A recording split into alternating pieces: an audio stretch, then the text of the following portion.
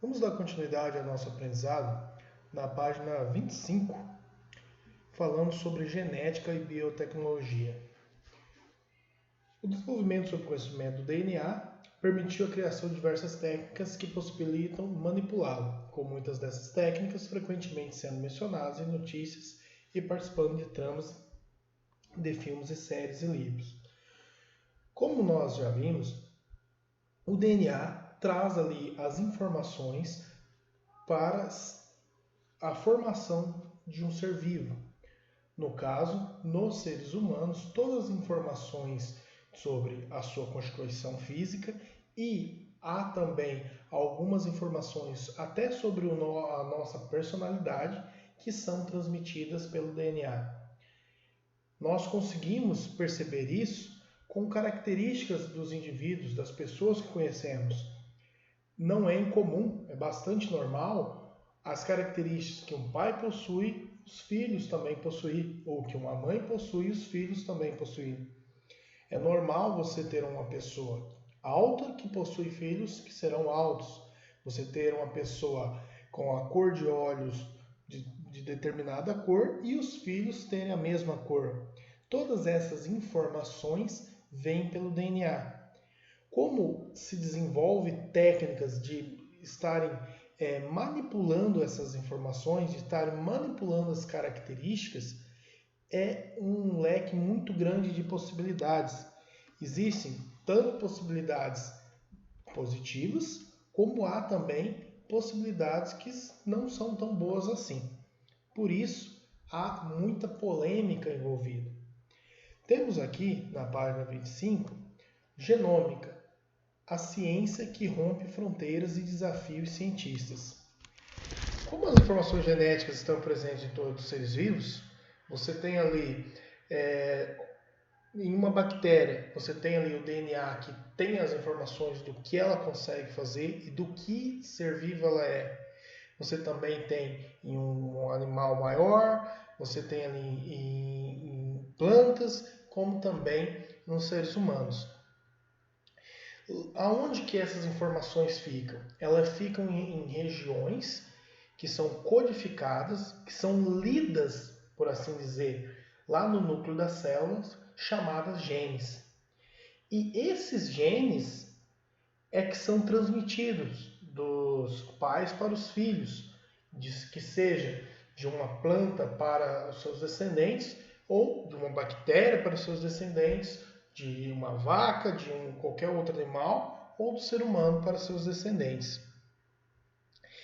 E é no DNA que está ali guardada a variedade de informações e quais informações são expressas.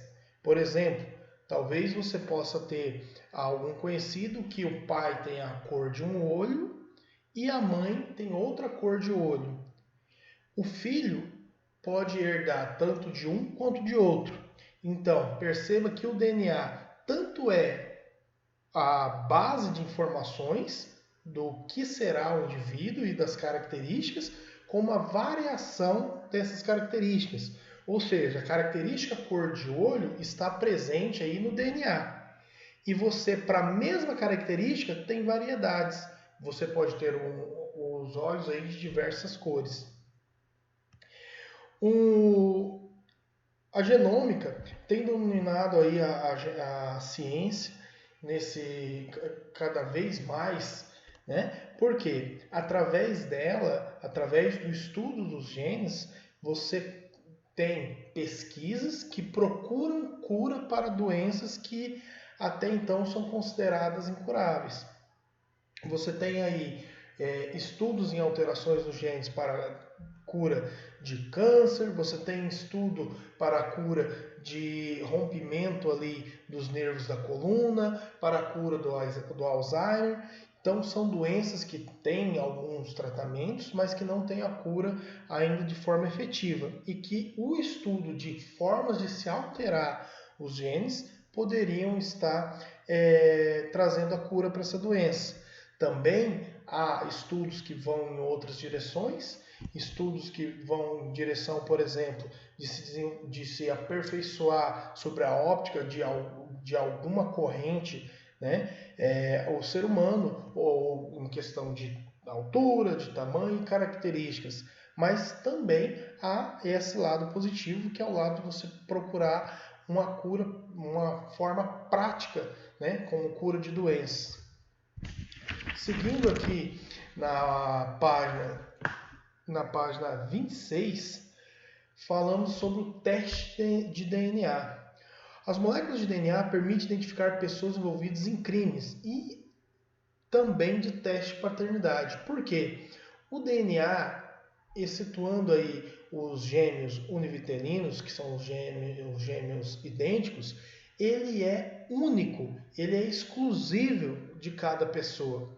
Então, se em uma cena de crime, por exemplo, for encontrado um fio de cabelo com raiz, uma gota de sangue que não seja da vítima, que seja aí do criminoso, e feito o teste de DNA, comparando aí o DNA com o do possível criminoso, se der que é o mesmo, é acima de 99,99% a eficácia desses testes. Se der que esse DNA é o mesmo, não tem outro ser humano no planeta que terá um DNA idêntico, a não ser que fosse um gêmeo que tenha aí o gêmeo univitelino, que é um gêmeo idêntico. Então, são testes muito úteis para estar identificando pessoas. Aqui, nós temos uma simulação, né, que é a identificação pelo DNA. Qual que é o objetivo desse teste fictício aqui? Exemplificar o uso do DNA na identificação de pessoas. Nos traz novamente a informação que, excetuando gêmeos univitelinos, o DNA de cada pessoa é único. O que são gêmeos univitelinos? O vitelo é a bolsa aí aonde o embrião se desenvolve, né? Estaria ligado ali um lugar dentro do útero onde o embrião se desenvolve. Nesse caso, existem dois tipos de gêmeos. O que é o bivitelino, que tem ali dois vitelos, duas bolsas. Nesse caso, foram um óvulo e um espermatozoide que formou o primeiro irmão e um óvulo e um espermatozoide que formou o segundo. Eles não têm o mesmo DNA. Eles podem ser um menino e uma menina, eles podem ser do mesmo sexo e não necessariamente tem que ter uma aparência muito próxima. Já no caso dos univitelinos, você tem ali um espermatozoide, um óvulo, que a partir da fecundação se dividem em dois e formam dois indivíduos com o mesmo DNA, que são idênticos. Seria como se fossem clones um do outro. Então, sendo o DNA deles idêntico, não faria sentido você fazer um teste de DNA, porque seria como se fizesse um teste de DNA de uma única pessoa. Uma forma de identificar pessoas através do seu DNA baseia-se em usar uma tesoura. No caso, essa tesoura, imagine aí que é uma proteína que ela, em locais específicos do DNA, ela corta ele em pedaços. Essa tesoura que recorta essas moléculas ao localizar genes específicos. Assim, a comparação do tamanho dos fragmentos obtidos permite a identificação. Imagine o DNA como se fosse uma enorme linha, uma enorme barbante. E vem ali essa tesoura, que é uma proteína, que ao encontrar com certos fragmentos, ao ler certos pedacinhos de DNA, ela vai ali e corta eles. Do que são formados esses fragmentos? É chamados aí de pares de base, né? São as bases ali do DNA. Imagine que num livro há palavras para poder passar informação. As palavras desse DNA são formadas por 4 letras apenas, que são os pares de base, né? Que é a guanina, outra chamada timina, a outra chamada citosina e uma quarta chamada adenina. A adenina, de uma das hélices do DNA, só liga a timina da outra. Não liga nem a citosina e nem a guanina. E a citosina só liga a guanina. Então, o modo que vai aparecendo essas ligações do DNA vai se decodificando uma mensagem. No caso das proteínas do nosso corpo, essas bases são lidas de 3 em 3. Como assim? Seria como se uma proteína chegasse e lesse uma informação. GTA, como assim? Guanina, timina, citosina. Ela lê aquele pedaço e vai usando essa informação do que ela leu para ir formando uma proteína que será utilizada aí no nosso organismo. Agora essa tesoura, ela chega e dependendo da sequência desses pares de base, ela corta e vai deixando o DNA em fragmentos. É fácil de imaginar que se você tem um DNA muito parecido com o de outra pessoa, vocês são parentes. E como é a forma de determinar que é parecido?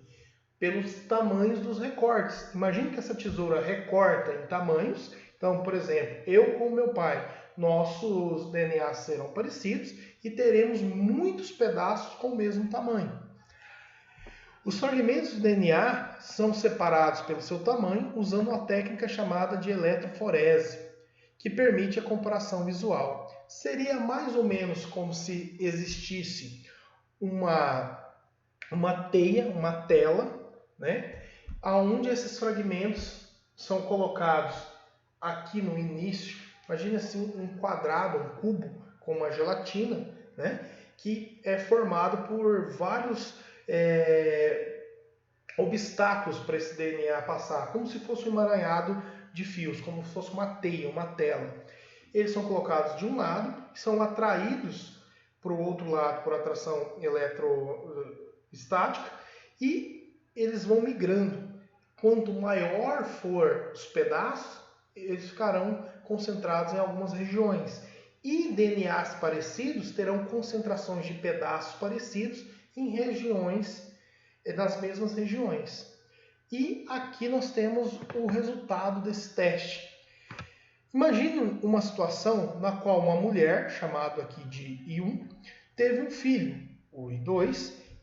Entretanto, existe uma dúvida quanto à identidade do pai.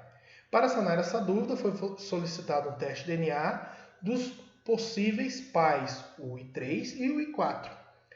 A ilustração a seguir ilustra o padrão de tamanho dos fragmentos obtidos no exame de DNA de todos os envolvidos na situação. Vejam que as barras em amarelo aqui são os fragmentos, as concentrações de fragmentos da mulher. A verde do filho, vermelho do possível pai, o I3, e o I4 do outro possível pai.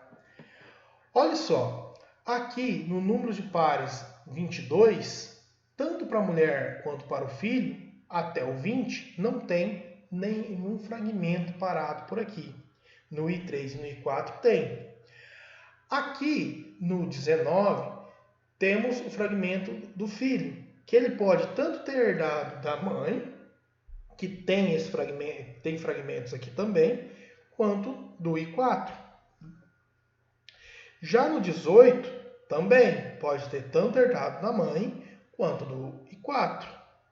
No 17, a mulher não tem, o filho não tem, o I3 não tem, o I4 tem. No 16, nem o filho nem a mulher e o I3 tem, o I4 não. Agora, olha aqui no 15, a mãe não tem, mas o menino sim, no I2 sim. E pode ter herdado tanto do I3 quanto do I4, que também tem esse fragmento. E aqui no I3, tanto a mãe quanto o possível pai, no 13, tanto a mãe quanto o possível pai poderia ter passado, o pai I3. E no 11, no 12, tanto a mãe quanto o I4 também. Mas aqui no 11 começa a revelar quem que é o pai da criança, pois a mãe não tem esse fragmento, o filho sim. E o I4 não, mas o I3 sim. Então, ele tem que ter herdado de alguém, provavelmente do I3. No 10, todos têm esses fragmentos. Então, não serve aí para poder estar desempatando. No 9, só a mãe tem, nenhum outro Tem. Então, nem o menino herdou, nem do pai, nem da mãe. E no 8, de novo, a mãe não tem. E o I3 tem e o filho também tem. Então, ele só pode ter herdado do I3. Já no 7, a mãe tem e nenhum outro tem. No 5, repete a mesma condição ali do 8. O menino tem fragmentos e o I3 também. Então, ele herdou do I3. Olhando ali o 11, em que o menino e o I3, o I2 e o I3 têm fragmentos. Olhando no 8, em que o I2 e o I3 têm fragmentos idênticos. E olhando no 5, fica claro que ele é filho do I3. Por quê? Os fragmentos de DNA dele têm que ter vindo ou da mãe ou do pai. E nesses números de pares de base aqui, no 11, no 8 e no 5, só há o I3 que tem pares idênticos. Então, chegamos à conclusão que, por este teste, o pai da criança, do I2, é o I3 e não o I4. Transgênicos. Transgênicos são seres que tiveram fragmentos de DNA tirados de outros seres vivos e incluídos nele. Um exemplo aí, mais antigo aí de transgênicos é a produção de insulina pela bactéria Escherichia coli. A insulina humana foi determinado quais são os genes que tinham informação de como fazer insulina. Eles foram inseridos em uma bactéria e essa bactéria, através da reprodução assexuada, que ela produz várias cópias nela mesma, produziu cepas com milhares e milhares de bactérias que, dentre todos os proteínas ali que ela produzia para a sua vida de bactéria, ela começou a produzir, porque foi inserido no DNA dela, a insulina. E assim, uma pessoa que hoje precisa de insulina, ela tem a insulina ali produzida por bactérias. Toda pessoa que toma uma injeçãozinha de insulina ali, hoje é dessa forma. Antes disso, tinha outras técnicas aí para obtenção de insulina muito ineficientes, que eram obtenção de insulina a partir do fígado de cães, a partir de doação de sangue. Houve muito contágio por doenças através desse tipo de insulina, isso aí antes aí dos anos 80, lá pelos anos 80, mas a partir do desenvolvimento deste transgênico, que é uma bactéria modificada que produz insulina, o problema foi resolvido. Mas é só nisso que os transgênicos estão envolvidos? Não. Hoje é muito comum nós ouvirmos falar em transgênicos em plantas para a produção de alimentos. Uma planta bastante famosa, transgênica, é a soja, que ela possui ali uma resistência ao agrotóxico Roundup, né? A chamada soja Roundup Ready, que adquiriu resistência ao Roundup. Então, que o Roundup é um veneno aí contra ervas daninhas, você pode estar passando esse veneno na plantação de soja, matando as ervas daninhas, e a soja não sofre nenhum problema com isso. Também há os genes aí da Bacillus thuringiensis, que foram adicionados ao milho, e esse milho passou a produzir uma toxina chamada toxina Bt, né, que mata algumas pragas do milho. Então, a lagarta da broca, a lagarta do cartucho, quando vai lá comer o milho, esse milho produz essa toxina que não faz mal para a gente e que mata essas lagartas. Aí existe uma polêmica muito grande quanto ao uso de transgênicos. Por quê? Existem alguns pontos levantados como positivos e outros como negativos. Os principais pontos positivos que nos é trazidos aqui é a redução do custo da produção. Por quê? Se você tem uma planta que você consegue melhorar algumas características dela, por exemplo, criar uma soja que cresce em uma temperatura diferente ou que consegue sobreviver a um estresse hídrico maior, que sobrevive com menos água, ou um milho que mata aí os seus insetos, suas pragas, você tem uma redução do custo, você produz mais e com menos uso de venenos e agrotóxicos, né? Produção de alimentos mais nutritivos, você tem alguns transgênicos que teve a inserir em seu DNA informação de como fazer algumas vitaminas, por exemplo, ou de ter um maior número aí de fibras para a alimentação humana, então você consegue produzir aí alimentos que fornecem uma nutrição ou digestão melhor. Tem a diminuição do uso de agrotóxicos, o que é um ponto positivo, tanto de forma por haver alguma intoxicação por esse alimento, mas também por redução de custo de produção, e a ausência até o momento de indício de prejuízo à saúde e ao meio ambiente. Então, você não tem nenhum estudo ainda que prova, olha, o transgênico faz mal à saúde humana, ele causa câncer ou ele causa uma má nutrição. Não há estudos que comprovam que isso acontece, né? Também temos que imaginar que as empresas envolvidas com a produção desses transgênicos são multibilionárias e não têm interesse que haja esses tipos de estudo. Os principais argumentos contra o uso de transgênicos são: ainda há poucos estudos avaliando o impacto na saúde da população a longo prazo. Então, os transgênicos estão aí há vários anos e não há estudos que relacionam eles à doença. Isso é um ponto positivo? Bom, se não houver doenças ligadas a eles, sim, mas deveria ter estudos que mostram, não, os transgênicos não fazem mal, eles não geram doença, ou se algum gerar, para poder ser retirado aí da produção, para poder ser retirado do mercado. Organismos modificados poderiam afetar o equilíbrio dos ecossistemas. Há o medo, por exemplo, de que algum organismo resistente consiga aí, de alguma forma, escapar ali da produção. Imagina uma planta aí que fosse resistente, um tipo de capim, por exemplo, resistente ali a pragas, que é usado aí para alimentar o gado. E de repente esse capim conseguisse lançar sementes e invadir aí uma região de floresta e fosse matando ali as plantas nativas. Não há nenhum caso que relate isso, mas existe um medo que isso pudesse acontecer. Por quê?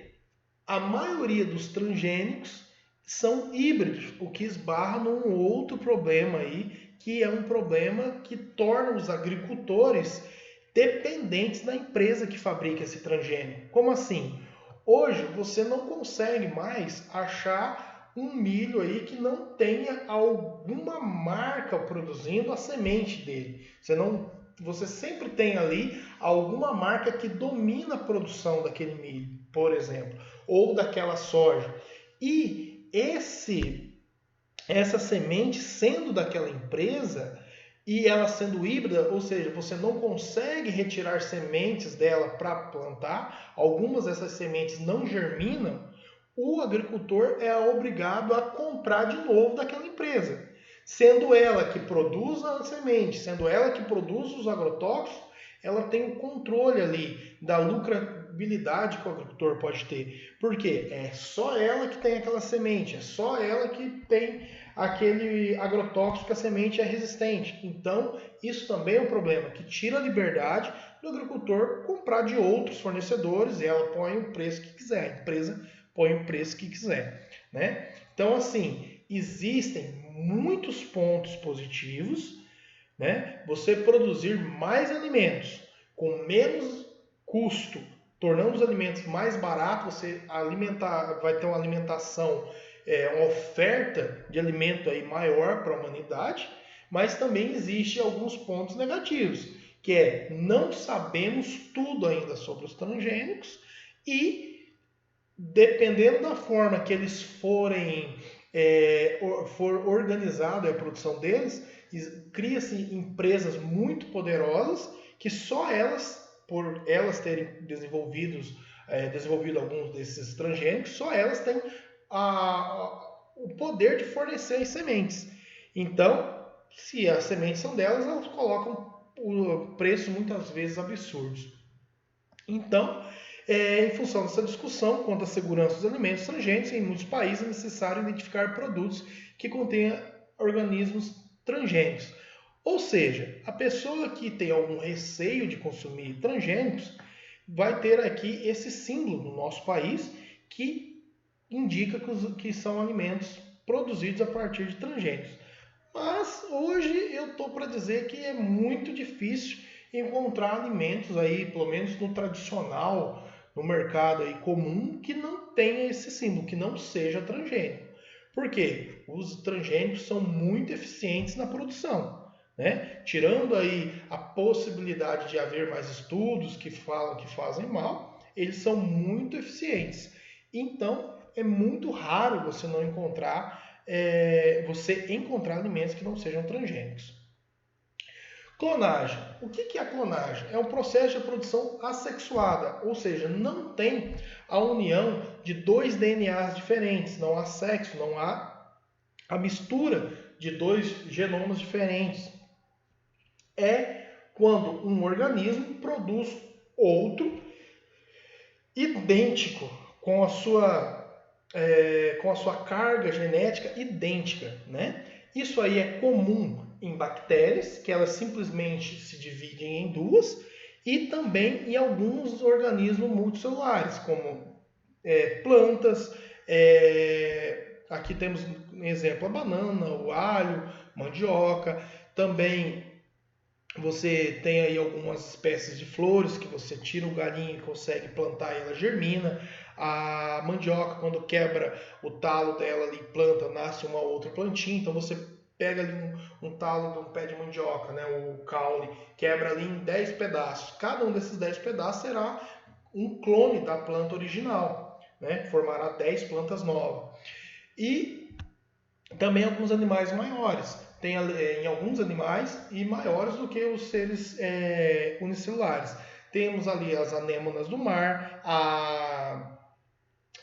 a esponja, que elas se destacam, né, ou formam brotos, como se fossem brotos, e eles se destacam e formam um animal todo novo, mas com o mesmo DNA. A clonagem ela tem alguma vantagem, qual que é? As características boas que o indivíduo possui são mantidas, mas há desvantagem de baixa variabilidade.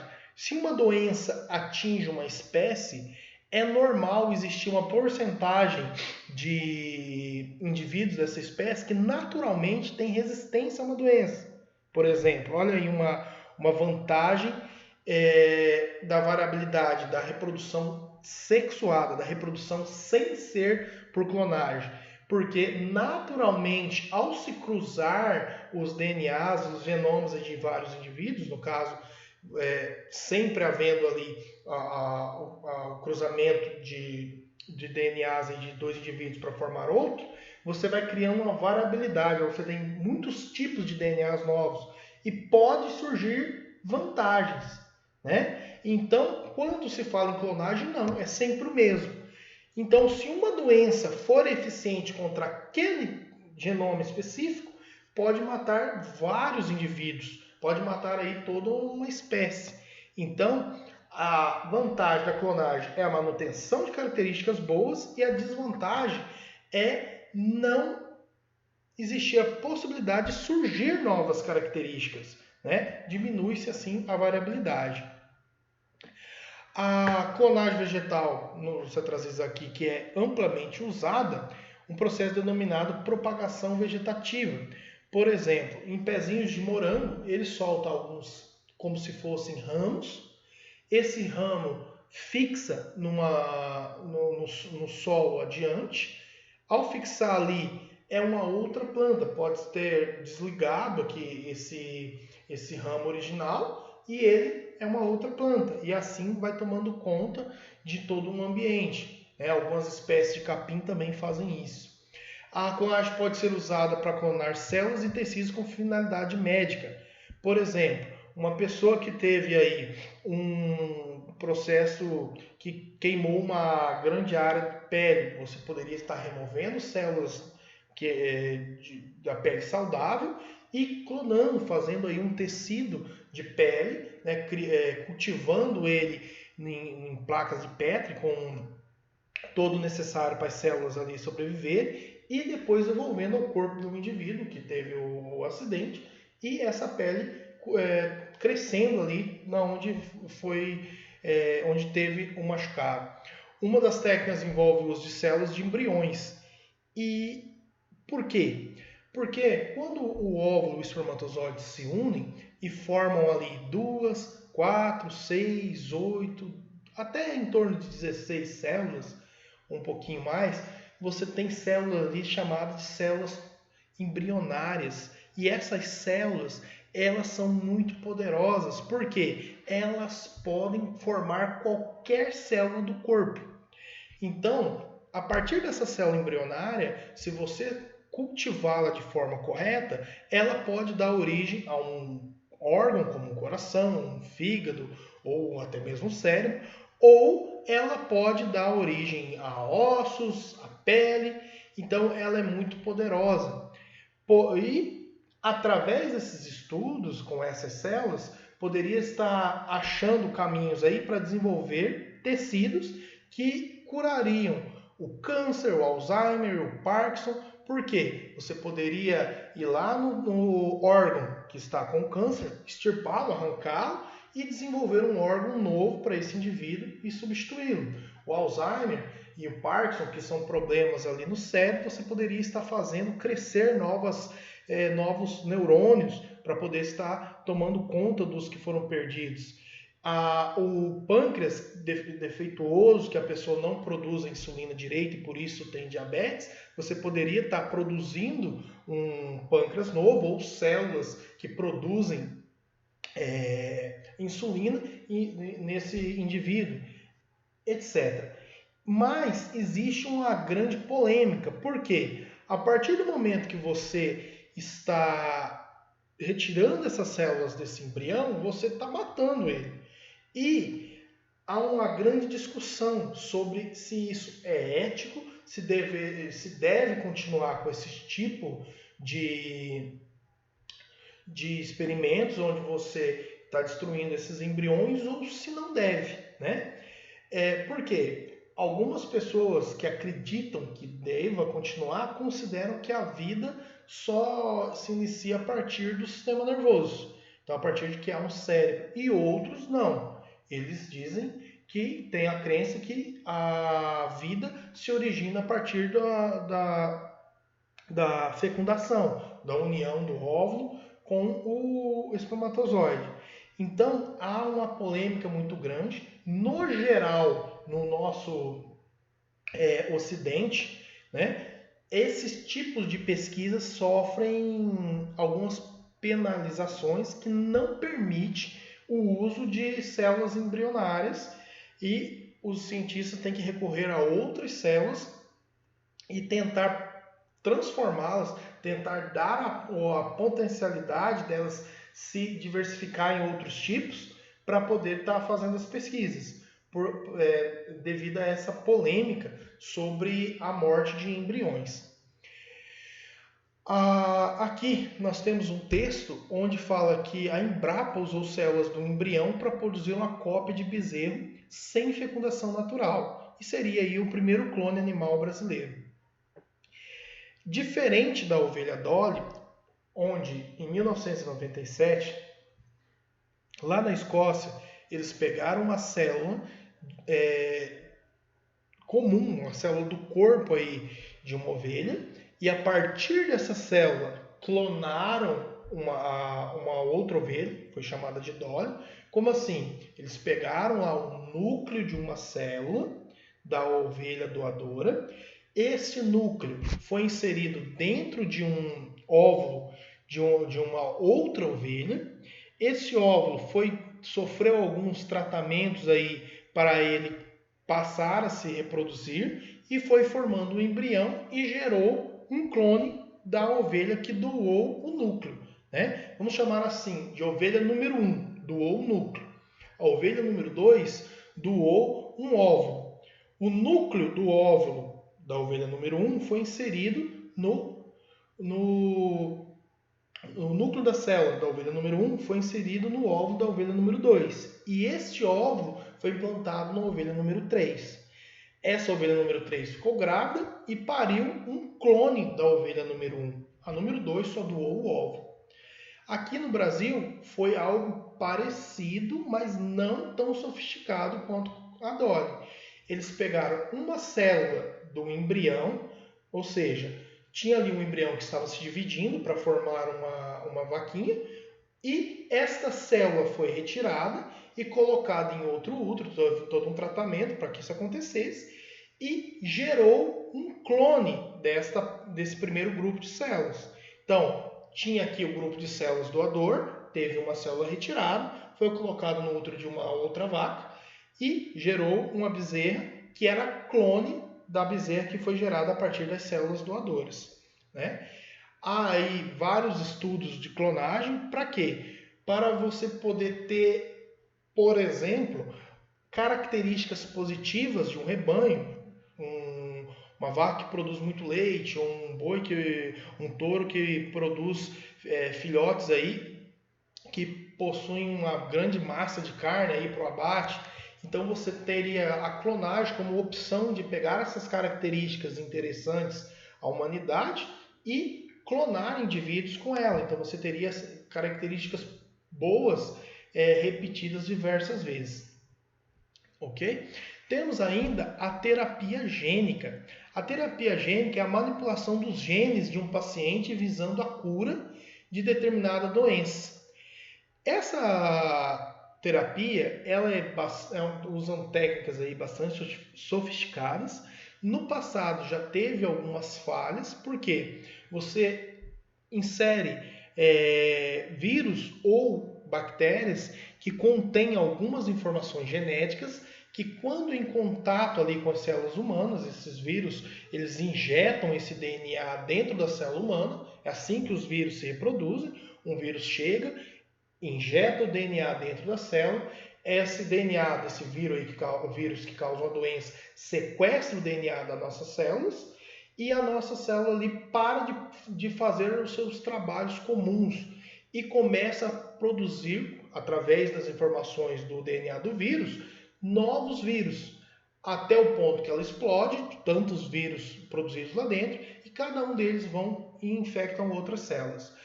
Com a terapia gênica, você coloca esse vírus para fazer isso, só que ele tem ali a parte da virulência, a parte que geraria novos vírus inativadas por técnicas criadas em laboratório, que eles estragam essa informação no DNA do vírus.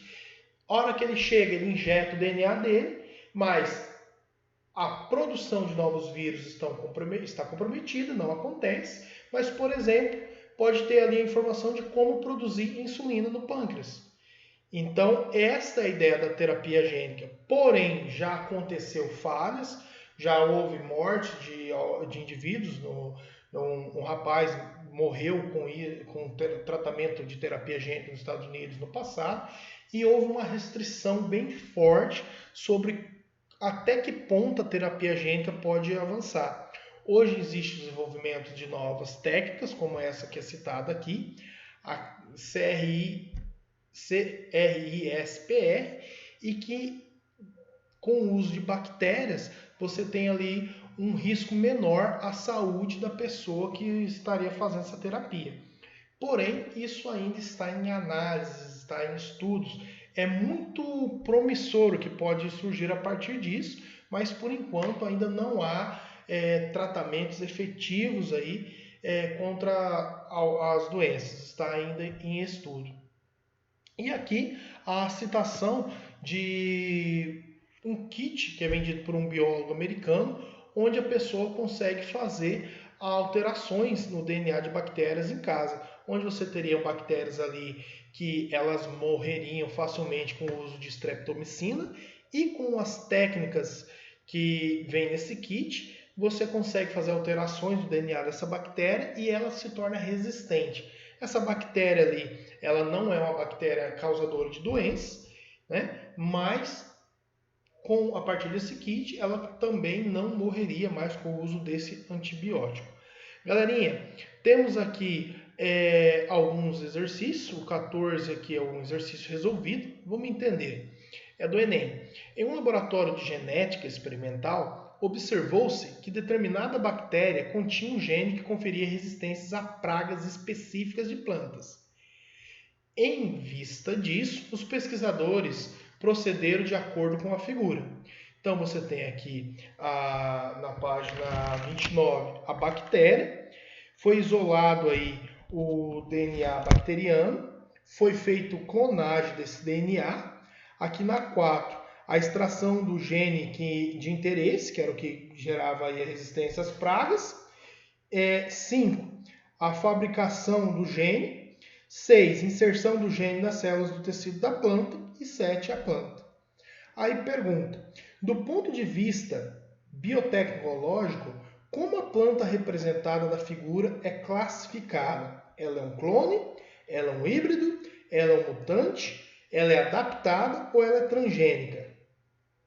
Obviamente que é a E, que é a transgênica, pois você pega aqui o DNA de uma bactéria, de um ser vivo, e coloca e transfere para o DNA de outro, por isso transgênico, ok?